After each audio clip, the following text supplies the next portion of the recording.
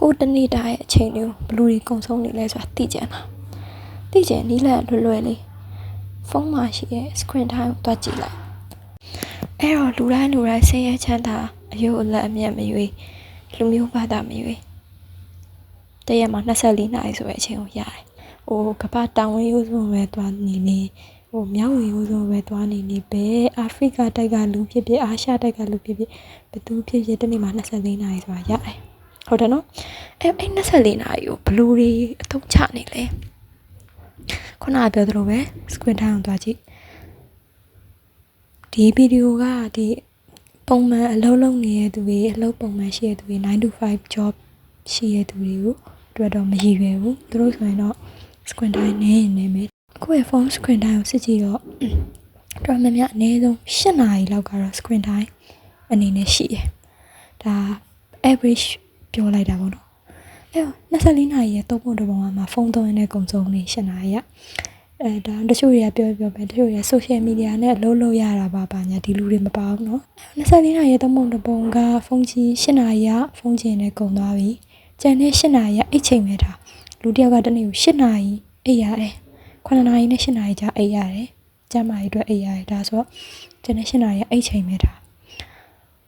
အဲ့ဆိုရင်24နာရီရဲ့3ပုံ2ပုံကုန်သွားပြီတကယ်လှုပ်တဲ့အချိန်က8နာရီပဲရှိတယ်အဲ့8နာရီထဲမှာမနက်စာနေ့လယ်စာညနေစာစားတဲ့အချိန်ကို1နာရီခွဲနှုတ်ရင်6နာရီခွဲပဲကျန်တယ်ရေချိုးမျက်နှာတင်အိမ်သာသွားတဲ့အချိန်ကိုနာရီခွဲပဲဒါ6နာရီပဲကျန်တယ်တကယ်လှုပ်တဲ့အချိန်ကဒါတော့ဒီလူကဒါအပြင်နေပါရေးသွားရတဲ့လူမျိုးပါညာဆိုရင်အပြင်သွားတဲ့အချိန်ကကုန်အောင်မယ်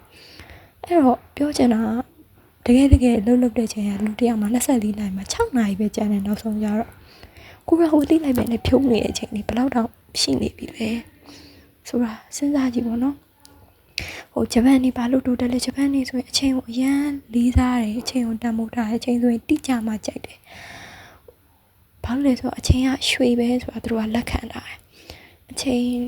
ကိုလိုက်ပြီးတော့ကိုကတိုးတောင်းလို့ရတယ်ပတ်စံနေရှာလို့ရတယ် time is money ဆိုတဲ့စကားလုံးလောက်ရှိသေးရပေါ့နော်ခုနလိုပြန်ပြီးတော့တွက်ကြည့်လိုက်ကိုတကယ်အလုပ်လုပ်တဲ့အချိန်က6နာရီပဲရှိရဲ့ကွယ်24နာရီမှာဘလောက်တောင်ကိုယ့်ရဲ့အချိန်တွေကိုဖြုံးတင်းနေကြလဲဖြုံးတင်းနေမိကြလဲဆိုတာပြန်ပြီးတော့တည်တည်ကြစဉ်းစားကြည့်ဖို့လိုတယ် screen time မှာကိုအများကြီးဖြုံးမိနေဒါအားလုံးတည်တည်ကြ awareness တစ်ခုရကြလို့ပေါ့နော်တတိမထားမိပဲနဲ့ဖြုံးမိနေတဲ့အချိန်တွေဘလောက်ရှိပြီလဲဆိုတာတတိလေးတစ်ချက်မိသွားအောင် screen time လေးကိုသွားစစ်ကြည့်ကြပါဒါဆိုရင်ကိုကဘယ်နေရာမှာချိန်နေကိုအလဟတ်ဖြုံးမိနေလဲဆိုတာဒီစဉ်းကျင်နိုင်လို့ရအောင်လို့ပါတဒါနောက်ပြီးတော့မှပြန်တွေ့မယ်